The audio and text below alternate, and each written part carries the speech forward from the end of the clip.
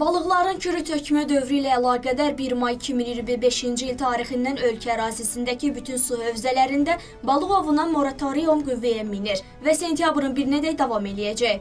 News 24 az xəbər verir ki, bunu trendə bioloji müxtəlifliyin qorunması xidmətinin rəisi Xaliq Mirzəyev bildirib. Xidmət rəisi balıq ovu ilə məşğul olan bütün fiziki və hüquqi şəxsləri qaydalara əməl etməyə, qadağan olunmuş vaxtlarda qadağan olunmuş alətlərlə balıq ovlamaqdan çəkinməyə çağırıb. Sənaye balıq ovu ilə məşğul olan fiziki və hüquqi şəxslər bütün təbii su hövzələrindən balıq ovu alətlərinin kənarlaşdırılmasını may ayının 1-dən təmin etməlidir. Əks halda ov alətlərinin su hövzələrinə saxlanılması qanun pozuntusu hesab olunacaq və həmin şəxslər barəsində qanuna müvafiq qaydada intizam tədbirləri tətbiq olunacaq. Balıq və digər su bioresurslarının ov qaydalarının pozulmasına, o cümlədən qanunsuz ovlanmasına görə təqsirkar şəxslər müvafiq olaraq Azərbaycan Respublikasının İnzibati Xətalar Məcəlləsi və Azərbaycan Respublikasının Cinayət Məcəlləsində nəzərdə tutulmuş qaydada məsuliyyət daşıyırlar. Xaliq Mirzəyevin sözlərinə görə qanunsuz balıq ovunun qarşısına alınması məqsədilə Ekologiya və Təbii Sərvətlər Nazirliyinin Dövlət Ekoloji Təhlükəsizlik,